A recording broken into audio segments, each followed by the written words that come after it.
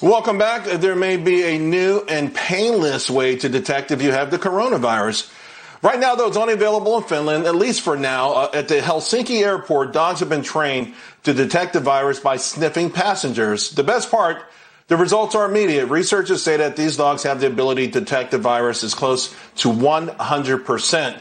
And that's why these dogs are my big-time winners of the week. And joining me now to discuss, President of District Media, Beverly Hallberg. Beverly, you've got a cute little puppy there. Can you train him to sniff out coronavirus?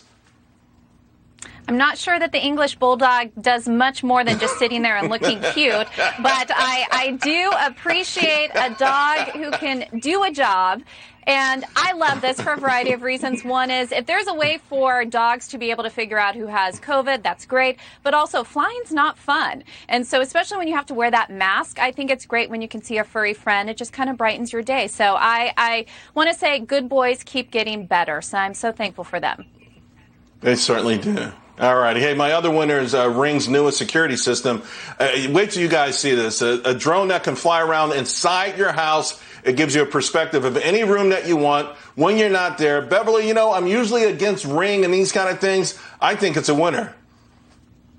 Yeah, and it's actually my winner of the week, too. We picked the exact same one, so it has to be a good one. I do have the Ring doorbell. It's great. I love it. And I actually think this is going to be a great stocking stuffer for people. It's going to run roughly around $250. But here's what I love about it. You can program it, as you said, to fly around your house. So think about it. When you leave for the day and you can't remember if you turned the stove off, you just fly the drone on over to check. So I think it's a great little gadget. Of course, I'm going to be concerned about privacy to a certain extent, but I think it's something that maybe we're going to see in more people's stockings this year.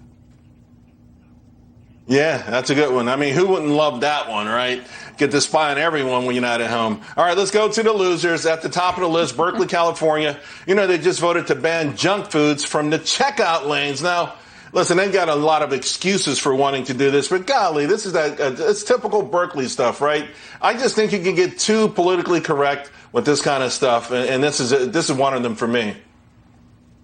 Yeah, people can decide for themselves. And I think as we're going through a very hard time in COVID, you even found a lot of cities in the East Bay area, which is where Berkeley is. They're canceling Halloween due to COVID. Now we're telling kids they can't even have candy if you live in the city of Berkeley. People just need to calm it. People can decide for themselves. Let people have a little sugar. We're all struggling. We all gained a little bit of weight. We'll get to it in the new year. And by the way, candy sales in the rest of the country through the roof. Now, I'm not sure who the biggest loser is in this story. You help me out here. The FDA investigating reports that teens are showing up in the emergency room due to the Benadryl challenge on TikTok. So I'm not sure if it's the teens, TikTok, or Johnson & Johnson whose stock went down on this news, but it's crazy. Yeah, I'm going to blame the teens on this one because this isn't the first time we've seen them do some type of challenge that is harmful to people's health. Remember the Tide Pod challenge from just a couple of years ago. Who I feel badly for in all of this are these companies that have nothing to do with these challenges that are taking place, and yet their stocks are being affected. What young people need to do is just go back to dancing on TikTok. That's what it's for. Just use it for a little choreography. I hear you. Now, Beverly, your loser is Tesla, but not because Battery Day was a bust. It was for another reason.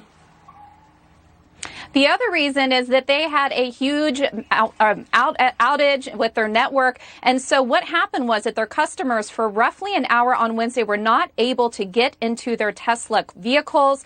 Some are saying that this is a hack. Their stocks dropped. And so here's the thing. Technology is a great thing. We were talking about the security drone. But when technology fails, it really messes up your day. I'm sure there are a lot of unhappy Tesla customers who are fearful that this could happen again. There have been a lot of times in my car where some of the power stuff didn't work, and I just long for those old days where you could roll down the window with the crankshaft. Beverly, I'm aging myself. Thank you very much. Had a lot of fun, as usual. And, of course, folks, we're having